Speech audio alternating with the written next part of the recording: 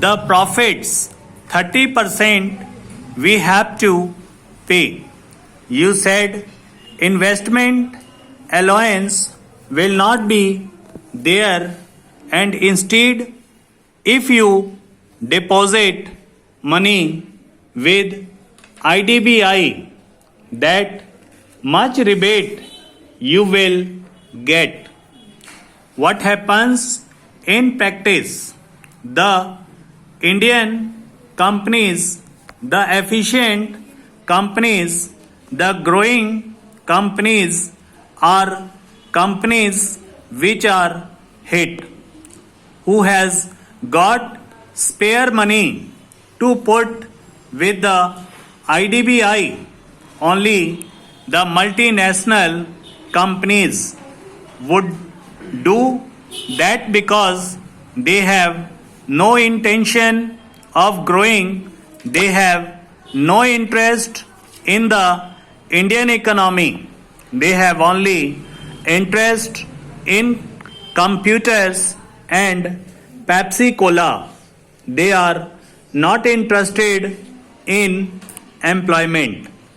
So they can put money in IDBI, which is again temporary borrowing, which I have discussed earlier, and they get all the rebate. And Indian economy is committed to India, committed to employment growth. It is put to disadvantage. This provision of investment allowance under section 115, the finance minister had considered only for export companies. I submit that the entire scheme of section 115 should be scrapped, and investment allowance should be restored to what was there for so many years. It has stood the test of the time. This idea was companies stand to lose and the foreign companies stand to gain. This is no use. You must have a total relook at this scheme.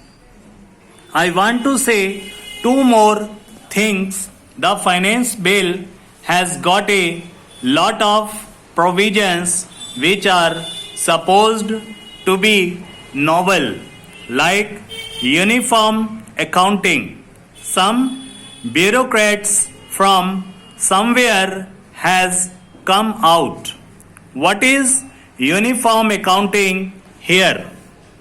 It means that everybody must have the same accounting year.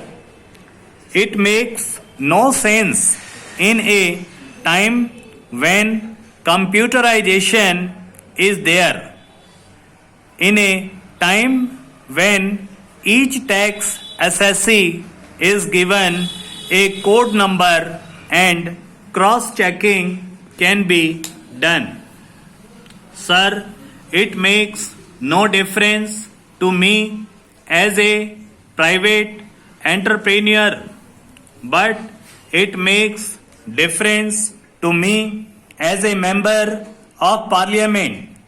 Our tax system will be under severe strain. The quality of assessment will go down. Tax evasion will become more rampant. There are all the things that are going to happen, and they are the most pernicious things. Certain corrupt officials will wield more power. It is totally uncalled for. These kind of refinements, as they call them, are totally uncalled for. The real objective of the direct tax bill should be to effectively collect tax in a simple way. I will give some more examples of the changes made in the finance bill. For instance, the finance bill, the budget proposal said for school, alcohol and scrap 60% of the sale value will be counted as income. After a lot of noise, the finance minister has been kind enough to bring it down to 36% or 40%. But I want to know why alcohol? What will happen in a mechanism like this? And that the sale proceeds will be shown at a lesser value and the government will not get the tax. This kind of refinement are not understood. They are arbitrary. Why can't the income tax officer do an assessment for which he is paid? It is wholly uncalled for. I request section 44 AC should be totally deleted. It is a pernicious section. Finally, I come to a point of research, seizure and raids, popularly called raids and enforcement machinery. In early 1960s, a proposal was introduced in this Income Tax Act that due to rampant evasion, income tax authority should have the power to search the premises of a tax assessee and to seize any documents which show revenue concealment. Sir, I would like to know from the finance minister the total amount spent on research and seizures in the last 27 years and the total revenue, if any, the government was unable to get as a result of these searches and seizures.